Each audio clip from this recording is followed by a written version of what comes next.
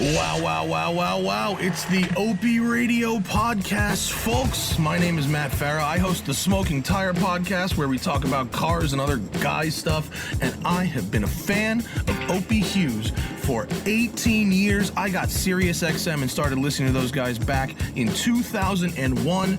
And when they went off the air last year, I had nothing to listen to, but now he's back. The OpieRadio podcast. No FCC, no upstairs suits, no problem. Just Opie and the boys, Carl Ruiz, Vic Henley, Sherrod Small. I don't know about you guys, but I thought the last version of that show, before Opie got fired, was some of the best radio I've ever heard, and I am stoked it's back, and that Opie asked me to do this intro. I get to be on the show. Yes!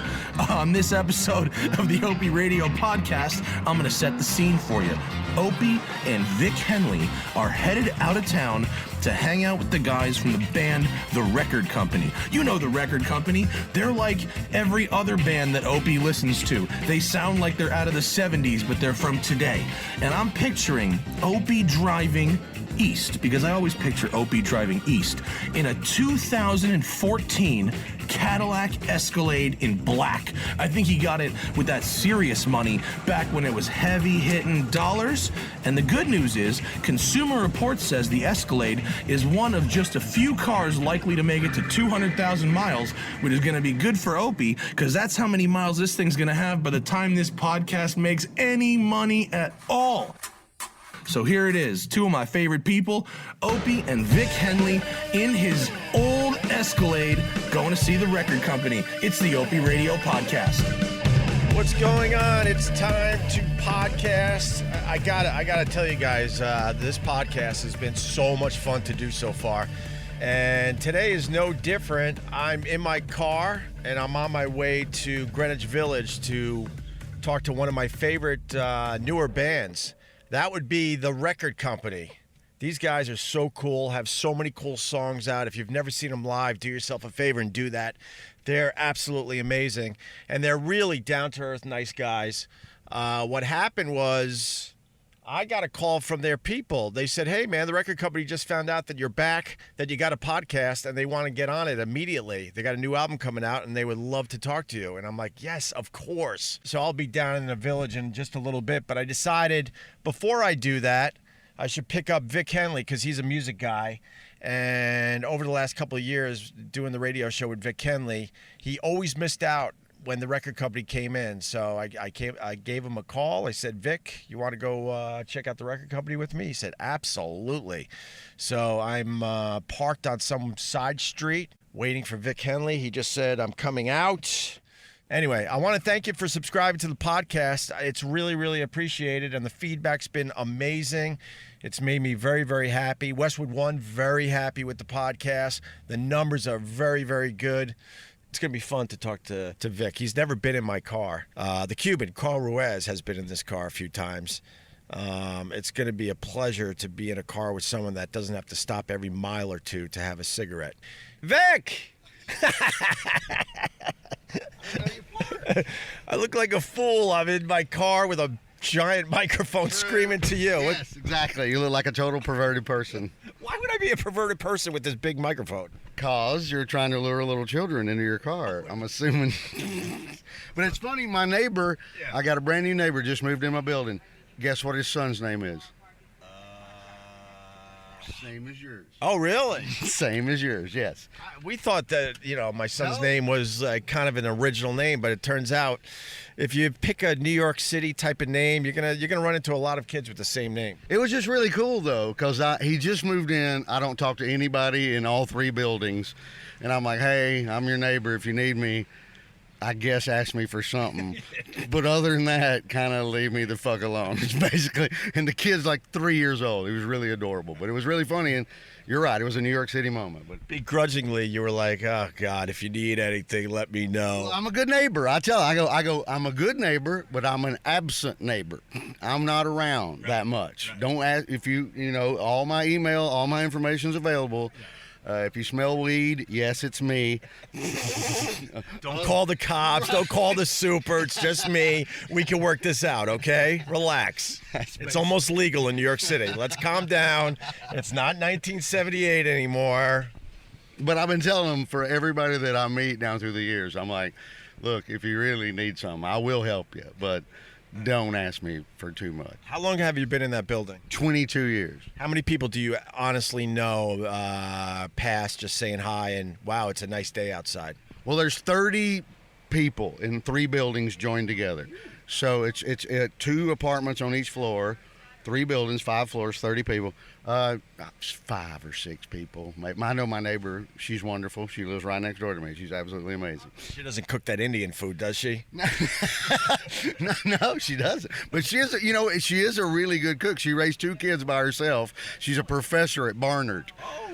And so, but for 22 years living here, it is really fun at random moments to walk in there and I'm like, ooh, Kathleen's cooking something good. My friend lived in Framingham, Massachusetts, and there was a lady that cooked Indian food, and it would just smell up the entire floor. Now, I like Indian food, but that stuff will smell long after you're done cooking and eating it. Well, hers is mainly, it's not that. It's fried chicken, and nice. I mean, she was married to a Canadian dude, and Thanksgiving in Canada is a month before us. Yeah. It's in October instead of November. And she used to make me play every year when they were married before she caught him. No, I came home one day and his shit was in the hallway. She wasn't playing. Not at all. And begrudgingly told me the whole story, but I saw his shit sitting. I'm like, oh, something's going on. Oh, it's going down. Not as good as above me, where 20 years ago, the person who lived above me, he was the back half of Mr. Snuffleupagus on Sesame Street. For real? Yes. It takes 2 people to work. Yeah, I get it. Yeah. And he was cheating on his wife. And I found out like 5 years later, the dude in the front part of the suit was also cheating on his wife. So they were in the costume together, cheating. Can I break this down, though? I got to break this down. If you're playing the ass part, right? I guess. I don't think you should be cheating on anything. Well, that's me with you. I'm playing the ass part. Very nice. Do you have neighbors that leave stuff in the hallway? No, they're really pretty good. They let them, you put baby strollers in there, that's allowed because you don't want to be dragging that up and down. But no, they're really, you can't even, they told us about a year ago, you can't even have a placemat anymore. It's a fire hazard. Oh. Somebody might trip over it. Right. No, I had to move my shit indoors. No kidding. They get completely out of control with these buildings. It gets ridiculous. But I have a neighbor, and I am a very good neighbor, especially because I have kids, and I want my kids to play with other kids in the building because it's convenient.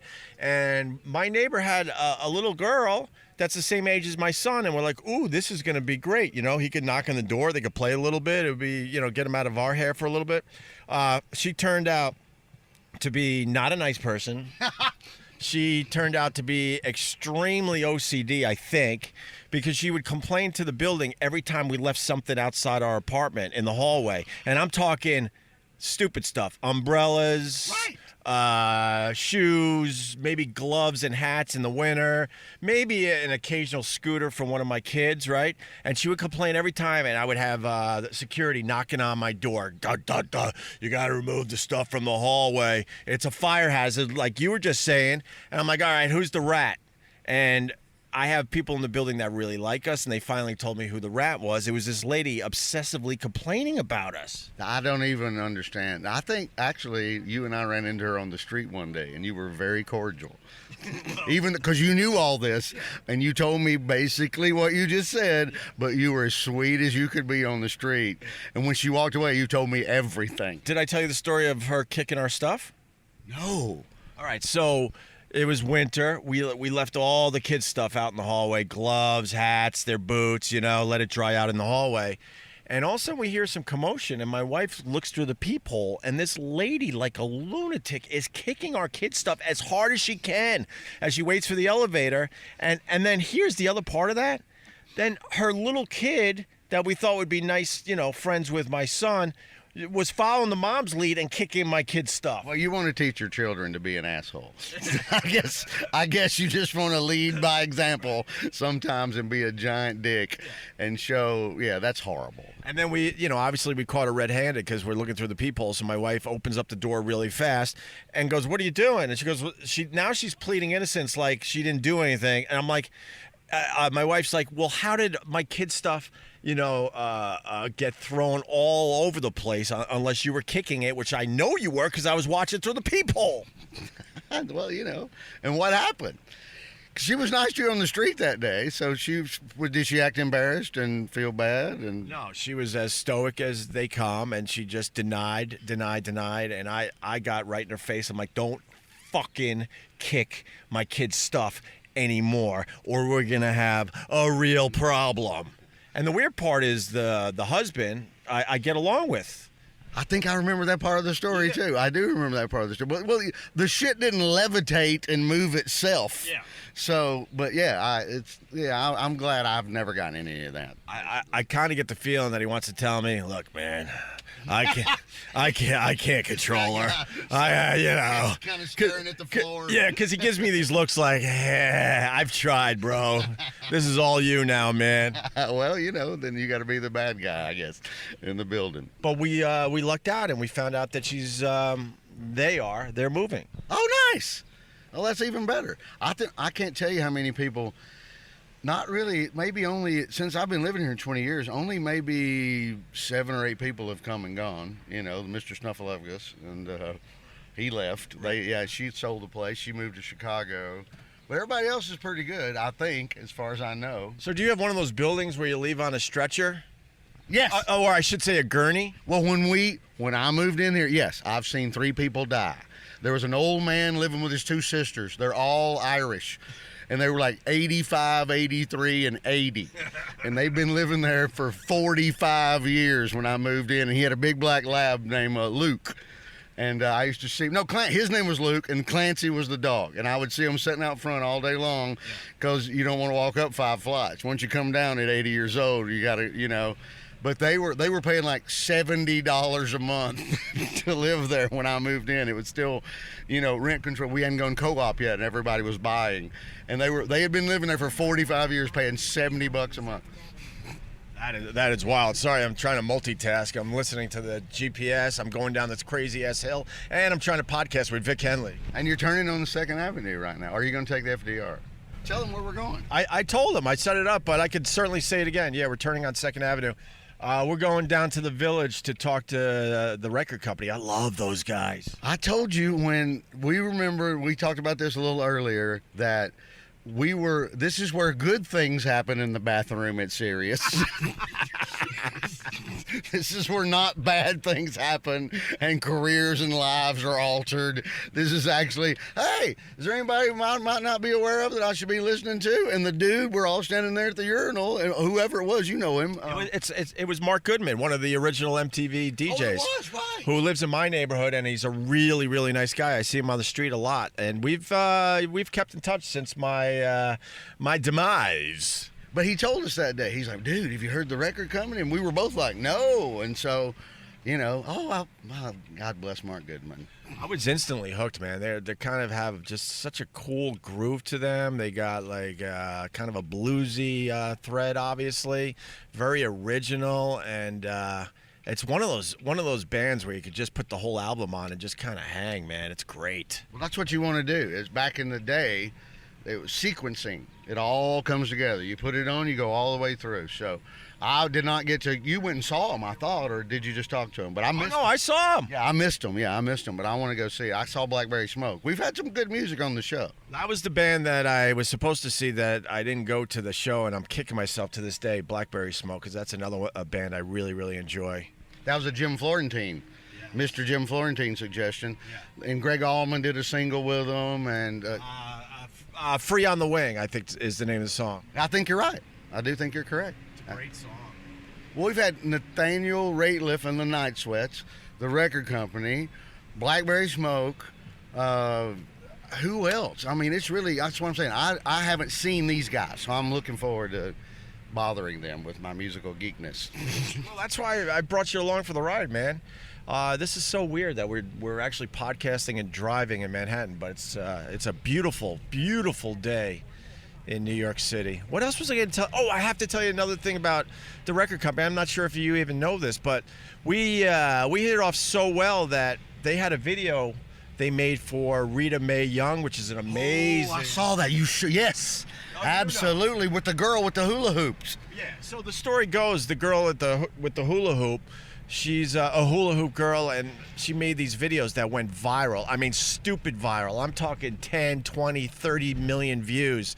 And fast forward, I'm in good with the record company. That girl from the hula hoop videos, she turned out to be an Opie and Anthony fan, and she started doing special videos just for us. I remember I saw some of those with the paint in the hula hoop. Yes. Crazy good. Yes. Crazy good. Ridiculously sexy, this girl. I was going to say, very sexy, but artsy.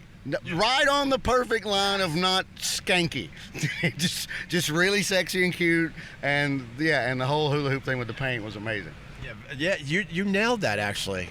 It was just very sexy, yes. Very seductive, but not going over the line, which I kind of like. I like that. No, it was perfect. Leave a little to the imagination, damn it. It was absolutely perfect. So then the record company, I don't know how they connected. I'm not sure, because the record company's been cool to us, like I said. So I don't know if somehow they were turned on to the hula hoop girl through our show or not. I don't know. She obviously had quite the fan base, the hula hoop girl. So then they had this song, Rita Mae Young, which is awesome. If you've never heard it, you should check it out after listening to this podcast. And long story short, they got the hula hoop girl in it. It's just her as the song's playing. You don't even see the band. And then the record company goes, hey, man, we got this video for Rita Mae Young. We want you to release it on your personal YouTube channel. I'm like, what? That's nice. No, I'm telling you, that was the good part about Sirius, was roaming through those hallways and you bump into a Mark Goodman or somebody's got a recommendation or something. And 90% of the time, it's awesome. Really, really good. Don't hit this van. Well, I think I heard you. I was panicking there for a second. Don't hit the van. Watch out for the Fox bus. So we're approaching the 59th Street Bridge, so it's about to get ugly. Oh, yeah. Isn't Dangerfield's around here? 61st and 1st. We're on 2nd. Oh, yeah. We're still way up. Okay. Right. I call it the sadness. Why the sadness? Because Rodney didn't even work there when he was alive. He lived upstairs and would walk down the street to 77th and Catch a Rising Star 77. He walked 15, 16 blocks from his own club because his own club was so bizarrely odd. And it still is, and I worked there, but it's really, the sound system in the front's been blown out for 30 years. So when they tell everybody you need to move into the showroom, all you get is Charlie Brown's teacher. Why would they fix that? Because they don't fix anything. They don't. It's literally 1977. They have not turned one page. It's creepy in there and very, very dark with those lamps, those little, I think they're little red lamps on every table. Little red candle lights. They have their actual candles in the little red lamp. They have still going. Only waiters. No women have ever worked there ever. Everything's painted black. The carpet, the bar, the ceiling, the wall, everything's painted completely black except for the little red candles you're talking about. And Chario's been working there. He's an old Greek man that's the original Raider there, and he's 105 years old if he's a day. I swear to you, if you didn't know any better, you thought you were going to a wake. And he tells, right, and it's just, the things that used to go on in there, one of my favorite things he used to do is totally gross, and they would just do it to scare people. Chario, the old dude, had a laptop, and he would unfold the laptop and open it up and leave it when you walked in the front door, and all he put was black porn with giant black men having sex with white women in the butt. And they would just leave it there, so when the customers walked in, they just enjoyed, the bartenders and the other 2 or 3 waiters, they enjoyed the shock value of just watching some family from Iowa walk in and look at this crazy, nasty porn thing. Is this real? It's completely true. They finally made them. This went on for at least 7 or 8 years. Did anyone complain? And finally, they stopped it. Yes, someone finally complained, and then it was the weirdest thing ever. And they're all just grinning and winking and looking at each other. What took them so long to complain about this? So I don't know. I'm not a regular that often, but I'm telling you, that's one of the funniest. All the comics knew about it. We were all talking about it all over the city. Even when some of us didn't work there, we were like, you got to at least do 2 spots a week just to walk in there and watch Chario scare the people with the black porn. Do you remember the day when it ended, or just one day it just wasn't happening? It wasn't happening anymore? Oh, okay. That's amazing because of this whole Me Too movement we're going through. It was the most, and then after that, they went to the little brochures and pamphlets that would advise you to tell you where all the creepy, weird stuff was in the city. So they would just leave that on the bar, so people would like order a drink and then pick something up and look at it, and it would just be like 3 guys on a 3-way with each other, just having a lemon party. Right? It was so they after the laptop, they still went to the brochure porn for about 2 more years, and then finally the boss came in and like, all right, enough with all this. Put the ugly shit away. Quit scaring people. We're trying to run a business here. That is so weird. That brings actually up another memory. When I've never. Have you ever had a real job? No. Same here. Yeah, no, it was 2 jobs in 10 weeks. I came close to a real job. I was in shipping and receiving at Xerox up there in Rochester as a temp to hire. That's nice. But besides that, then I worked in a video store once. I sold long distance for 6 weeks, and then I worked in I hadn't done anything in 33 years. Yeah, so, I mean, I was a caddy, and then I worked in this video store when you know the VCRs and the VHS tapes first started. And my fraternity was up the hill. It was at my college. I was trying to make some extra money. They would come in and just take the VCRs. We only had 3 to rent out, and they would take them and put them up in the fraternity house for, a week at a time. And the owner of the video store is like, "Why aren't you renting out these VCRs?" Well, I had work when I was young. When I worked for the city of Oxford, where I'm from. So we cut the grass in the middle of the highway and picked up trash in the median, and we built a 9-hole golf course. We laid the greens, and but not since. And then when I was in college, I worked for the intramural department. My job was I was an intramural supervisor. Ooh! So all I had to do, I had my own golf cart, and whatever in the fall and in the spring. In the fall, it was football, and in the spring, it was softball. During the winter, it was basketball. So I just rode around on my golf cart, and I'd show up, and I'm like, "Are y'all the Kappa Sigs? Are you the Lambda Chi's? Here's your ball. Here's your referee. Blah blah blah."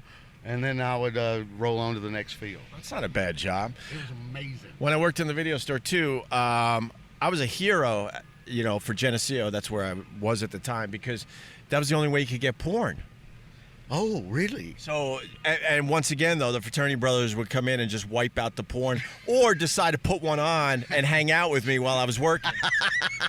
But I would put the porn on, and we'd hang out, whatever, because that was the only way you could really see porn at the time.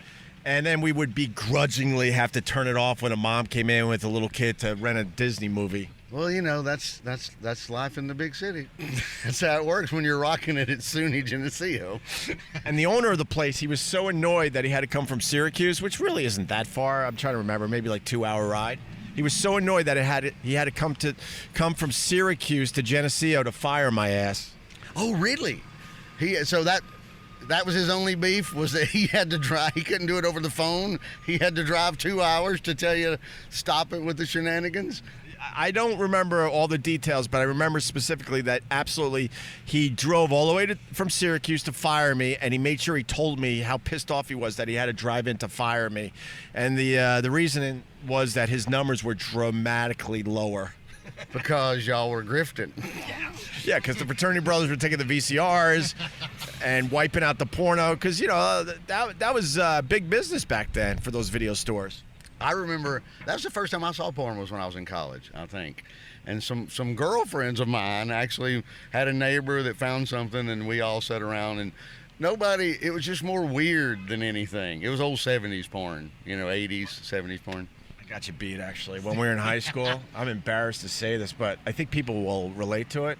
Because now you say you do this, people go, that just simply doesn't make sense. So I'm trying to set this up and defend myself before I say what I'm about to say. But on Long Island, there was a Bayshore movie theater that showed porn. Ah, the old school. And so me and my buddies in high school would go, all right, hey, you want to go to the Bayshore movie theater? We would all, pick up everybody, get a couple 6-packs of cheap beer, liquor up a little bit, and then we'd go into the creepy theater to watch porn. That's how I first saw porn. This happened also when I was in college. It was on Saturday night at 12:30, midnight, way after, and my friends and I tried this a couple of times, but then the weirdos in there, like, masturbating and stuff, scared us so bad we quit going. We went in there like 7 or 8 regular people, and there was just 3 old creepy dudes with the long overcoat on, and we were like, oh my God.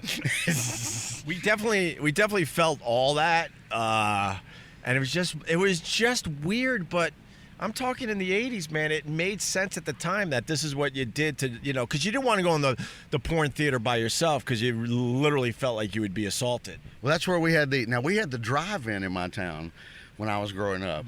No. And they would put it, again, only on after midnight, and we all knew in high school where to park our cars up on the side of the hill. Where you don't need the volume. No. Is that really true? That's totally true. This is also, and Ron White told me, remember his story where he had the same thing in his neighborhood and the dude caught him. And remember his mom told this story on our show because they were running, the dude caught him and they were running, and Ron's friend was skinnier than he was, and he dove under the fence and crawled out, and Ron's fat ass got caught on the fence. And so they got him, so they had to call his mom to come pick him up. And Miss Barbara told this, she's like, bless his heart. He was like a little hog under that wire and couldn't get out. Totally good. I'm jealous of these kids today because, you just turn on your phone and there's the porn. We really had to search it out. Oh, you had to work? Well, these guys, in a lot of comics I've heard, and they have really good jokes on this, where the premise is that, we're an accessible generation for click, anything gross or weird you want to see is available to anyone on their phone. And so now when these teenagers start having sex with somebody, if they go straight porn mode, they look like weirdos. We were just making out and trying to grab a boob or something. They're doing chirping bird and every kind of odd.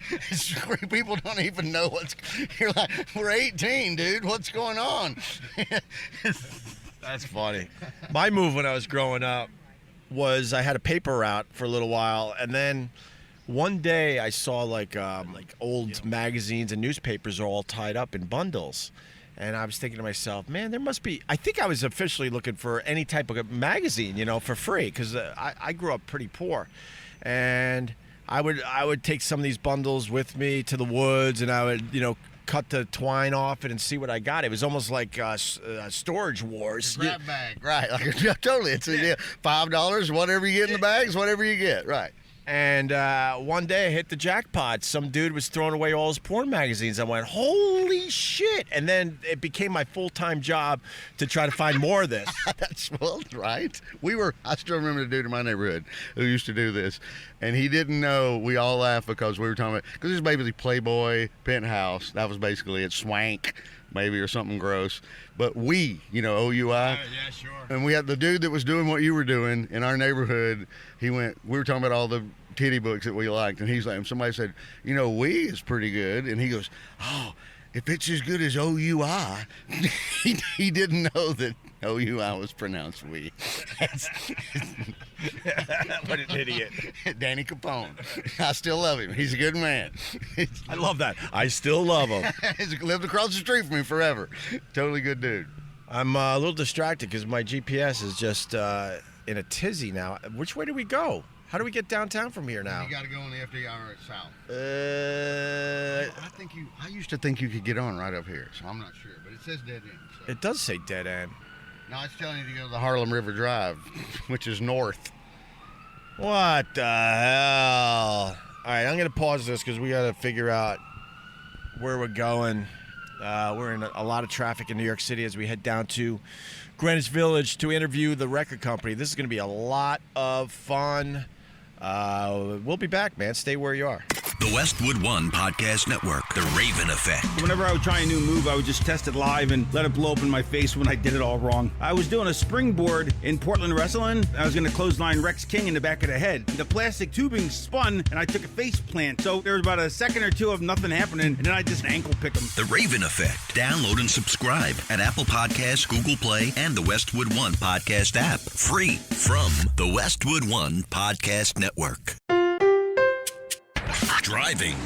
Podcasting. Check 1, 2. Is this thing on? Talking porn. OpieRadio. What the fuck? The Opie Radio Podcast. What the fuck is he talking about? I'm confused. No, I make fun. And Vic, one other thing about getting porn when we were a lot younger, unlike these kids that just get it on their phone, I had a stationery store, and I would go in there. I would slowly but surely make my way to the magazine section, trying to be cool, like I'm just looking around. Just right, browsing. But I would start at the baseball cards and where the candy was.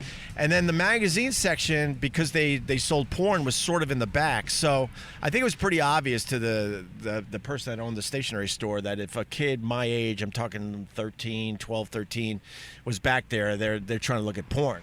Dan Whitney, Larry the Cable Guy, he had some great jokes because when they would put them in plastic, and you had to buy like 5 magazines at one time, and the front one would always be in black and white, and that always aggravated him when he was a teenager. He's like, I'm trying to buy my spank pack, is what he called it.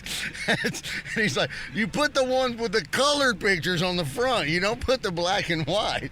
Or you know somebody's really, really desperate if they buy the spank pack with the black and white on the front. I was laughing. Now you missed a turn. I was laughing so hard I just missed our turn.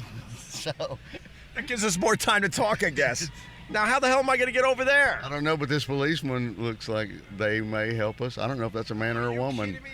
I don't know if it's a man or a woman. I think it's a dude. It's a dude. Yeah, it doesn't matter these days. I don't even think you can acknowledge gender. No, but how horrible is this job? This is the worst job ever. Seriously, standing here at 2 in the afternoon on the Upper East Side in Manhattan trying to... It's not even rush hour yet, and there's 2 of them. Look. Yeah. That's crazy. And they have no hearts. They hire a kind to be these traffic cops. I like the guy. Look at the shirtless man crossing the street over here. Here's a New York City moment. Right there, running, shirtless. Run, Forrest, run! He's got his earbuds in. He didn't hear you. He laughed. The cop laughed. Hey, I need to take a left, though. Oh, no! We love the story. He told me. I made him laugh. Thanks, man. Thank you, brother. We will now. I know I'm blocking, but he told me I could go. Wait, this is really awesome, though. That's a good New York City moment we just had right there. You made him laugh with the Run Forrest Run, and now we're making an illegal left turn from the right-hand lane, going across 5 orange cones. Here we go. We're on. We're in. Done. Thank you.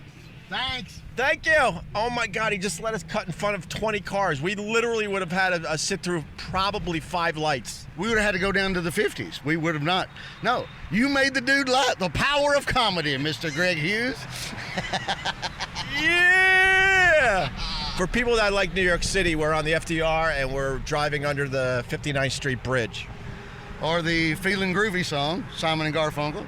Or the intro to Taxi. Absolutely, yes. Doo-doo-doo. Bob James played that theme song. I think. Oh, Christ, you and your music knowledge. I'm going to close your window. I'm sorry, but I don't know if... Oh, now it's really quiet in here. Ooh, now it's very intimate. I'm glad that you started driving yourself again.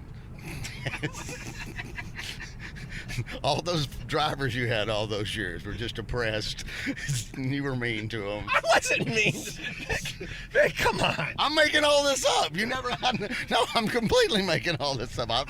As far as I know, you've always driven yourself. I need your help. I'm actually trying to show people what kind of person I really am. You can be regular. Can be. Sometimes, I tell everybody, he sometimes lets me come out to Long Island and feed the swans. It's because you got a whole herd of them. I don't think it's called a herd. It's a gaggle of geese. Yeah, let's go with a gaggle. I have geese. Now I have geese. Okay. And I had a million drivers. I had Club Soda Kenny, who was great to me.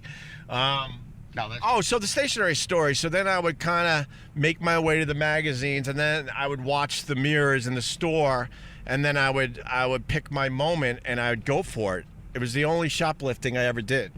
Ooh, I used to only steal music. I used to steal 45s. Really? Yeah, one of my friends and I one time, there was 3 of us, and we stole the entire, at JCPenney, they put the top 30, and we stole 90 45s. We stole the entire top 30 for all 3 of us. 90 records. My mom came home that day and goes, "Where'd you get all this?" I'm like, "I've been saving, I've been cutting grass." And she's like, "You ain't been cutting grass." I go, "I got a paper. You don't have a paper route." She let you get away with, though, obviously. It was the old kind of, don't ask, don't tell kind of thing. It just turned into, we were dirt poor as you were growing up. So somehow maybe that was showing a little initiative. I stole what I wanted and didn't hurt anybody. So very nice. And then I would run for it. I would grab the magazine and run for it, and then I would pretty much bury it in the woods behind my house out there on Long Island. My friends used to do that. They always had their stash hidden in the woods for some reason. Well, you can't bring it in the house. But it's going to get rained on or, messed up somehow. No, man, you're a rookie. You got to put in all sorts of plastic, not just one plastic bag. You got to use multiple plastic bags. I do remember, though, that some nights I wanted some alone time, and it would be a whole thing how to get the magazine in from the woods into my bedroom for the night. Oh, wow. I don't even. It was like date night. Yeah,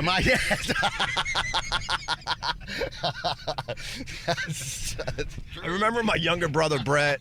Now, Brett was he's 6 years younger than me, and I remember he was so on to me. He's like, "What are you doing in the woods? Why are you so suspicious? What the hell's going on?"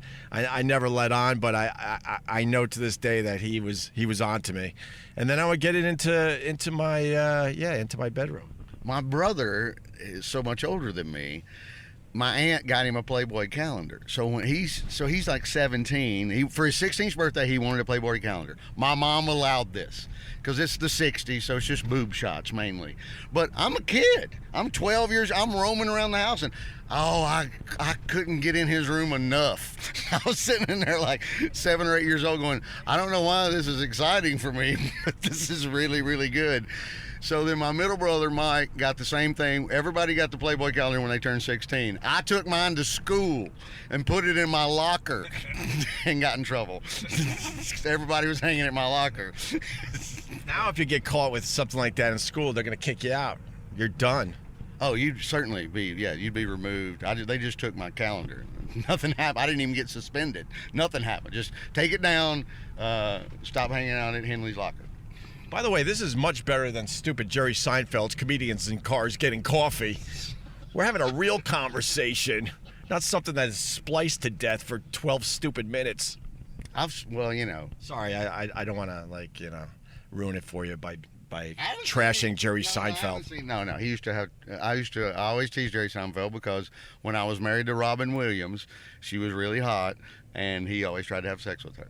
And so I'd be in many a night doing spots around the city. I'm like, "Hey, fucker, I'm standing right here." Wait, you were married and he didn't give a fuck? We were dating, and he didn't care. And then years later, when we were married and lived in L.A., I ran into him in L.A. He walks up to her at the Improv and starts doing it again. And I'm like, "Hey, we're married, dick."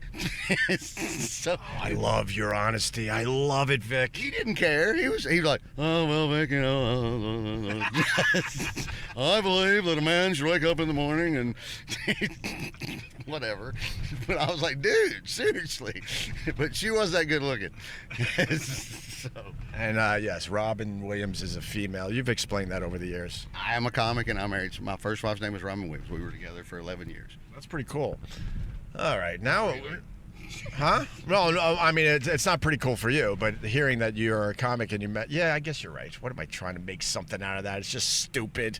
Well, I told the original Robin Williams that when I first met him at the Cellar one night. We were sitting there, And I go, hey, I married somebody. She's from Houston. Her name's Robin Williams. He kind of laughed a little bit. And I go, that ain't the funny part. He goes, what's the funny part? I go, she's hairier than you. Was she really? Oh, God. Full-on Kaepernick out of the butthole. A full-on Kaepernick afro wig out of the butthole. What nationality? Some Filipino and white. So Texas. Dad was Filipino, and his mother married an American serviceman, so she was 1/4 Filipino. But I don't think that had anything to do with the hairy. They're not hairy people, as far as I know. But I don't know, Vic. I know that I get to tell this because it cost me $83,000. So let me have this moment. I will be mean and name call and say you have a hairy bunghole because I paid you $83,000. I gotta tell the people something about Vic Henley. Done radio with him for a bunch of years at this point. He's never called me to say, "Could you edit that out?" No, and why would I? No, I don't blame the people that do over the years call me and go, bro, I was feeling it, but now I'm having second doubts. Could you take this out or do this for me? Which kills me every time because I know it's the good stuff, but whatever. But you have never told me to take anything out of the radio show, the podcast, nothing. I don't care because it's funny, supposedly. Supposedly. Nah, there's some laughs here for sure. For sure. Speaking of Harry, I lost my virginity to a girl that had a very rare birth defect, and she had what I can only describe as almost like I guess you can't call it a mane, but it was thick hair, not a little hair, not like peach fuzz that you know a lot of the women have, but it was thick, dark hair that went the length of her spine. Oh my God! See, that would be that. I just kind of want to pet her all day long. She was beautiful. I'm sure you did, right? She was beautiful, big blue eyes, but man, it turned me off to doggy style for a while.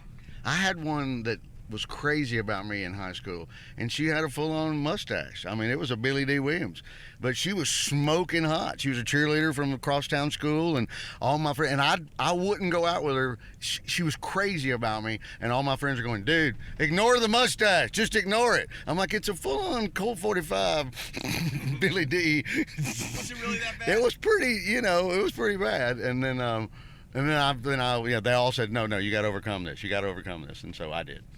That's tough to overcome, I think. Did you hint that she should wax it or anything? No, I never brought. My only out was her mom brought up some stuff about my family, and so I probably was getting ready to break up with her anyway. And then I went to pick her up one night, and it was the mom. The mom was the old 800-pound woman that's married to the man that weighs 90. They're the number 10 when they're standing together. And I was waiting. Chubby chaser. And she was late, and her mom said something about some stuff that was going on around town with my family. And I went, bye. I go, tell her I said, you're a fat piece of shit, and I'm never going out with her again, and she should fucking wax that mustache. No, a parting shot. And I walked out the door, yes. Her dad owned the Harley Davidson dealership. Oh, you got balls. In our town, right. You got balls. Well, I thought he was, I could have broke him in half, and I'm not a badass. Yeah, but what about his friends? Yeah, I didn't think about that. Bikers don't play, man. Now, when you're 17, you're not thinking clearly, but... That is true. I think we're almost where we need to be. We're on Houston. Yeah, we're actually really close. So why don't we do this? Good place to stop. I'm with Vic Henley. I'm in my car, and we're going to be talking to the record company, a great band, in just a bit. So I want you to stay there. I also want to thank you for subscribing to this podcast. If you haven't subscribed, you're listening to this another way, that's okay. But I'd appreciate it if you subscribe. And if you like what you're hearing, give us a review. Give us a nice 5-star review. That really, really, really helps us out as we try to build this thing. All right, more with Vic Henley, and we talk to the record company next. While Opie and Vic Henley look for a free parking space, I'm here to give you a little sneak peek of our next episode with Chris Voss of The Record Company. By the way, the great chef Carl will join us for that as well. But before we go to the preview, I also want to remind you to share this podcast with a friend. Rate it 5 stars at Apple Podcasts, or just keep moving along.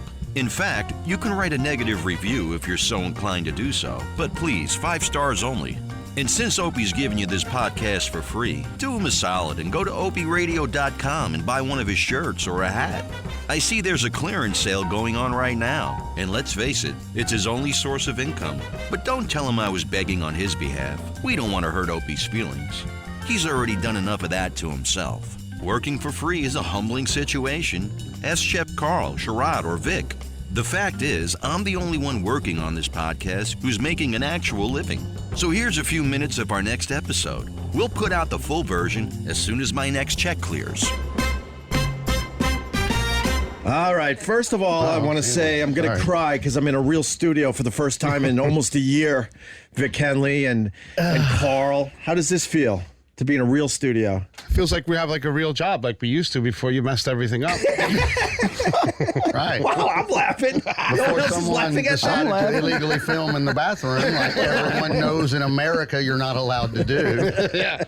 But, now this feels like actually something creative might be happening. It's pretty, well, we'll have to wait and see on that. Chris has got to carry us. I ain't carrying nothing. You're going to tell you right now. We got to say hi to Chris Voss from the record company. One of my favorites. I'm telling you, one of my favorite people in the music business, and one of my favorite bands out there right now. And we're thrilled to be here to talk to Chris Voss.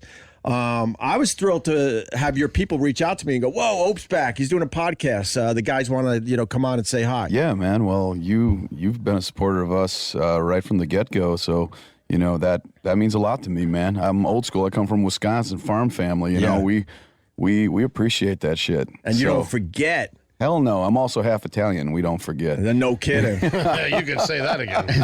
How many? Hey, Carl. How many people forgot over the years? I was keeping a tally. Everybody. I think you're the only one. Yes, I think you're the only one. Literally, Chris is the only person. You're the only one. You sure you want to do this? I want to do this. I'm starting to think it might be me. No, it's all good, man. I was telling Vic the story in the car. This is how sad my life is, but I'm enjoying the hell out of it. We were podcasting in my car on the way down for this interview. Oh, man. And I was telling the story that you reached out to me or your people about Rita Mae Young, the video. You guys did a special video for that song, and your guys said, "Hey, man, they want you to release it on your YouTube channel." Yeah, I man. never forgot that. No, that was amazing that you did that for us. We appreciated that. And it was the hula hoop girl. Yes, Katie Sunshine, Right. man. Best hooper in the world, man. She's unbelievable. You know how we got her on that video? She tagged herself on Instagram. We were talking about okay, we got to do a video, and she tagged herself doing this hula hoop thing. And I was like, we're driving, and the guys are like, "What should we do for this video?" And I turned the phone around. I'm like, just let her film the video. That would be better than anything we can do. She's so good. And we just called her up. We're like, "Hey, yeah." No, I guess you didn't call her up, but you shoot her a line on the thing. Sure. Like, hey, you like the song? Yeah, I like the song. You want to do the video for a song? Sure. So we sent a guy down there. She picked out a spot right in front of her favorite lake in Arkansas, and she hooped it up. She looked amazing. Oh, so sexy. She's such a my ma's like, "Oh, she's very talented. She's amazing, man." She's amazing. Because it's sexy. It's not slutty. It's Not at all. sexy. It's Yeah, completely it's talent. amazingly, yes. It's just really talented. I understand there's some talent person. there, but the sexiness doesn't hurt. It's super sexy. Well, I don't know what's better, the song or the girl. I would go with the girl. Opie Radio. Don't forget to subscribe, leave comments, and of course, a 5-star rating on Apple Podcasts. From the Westwood One Podcast Network.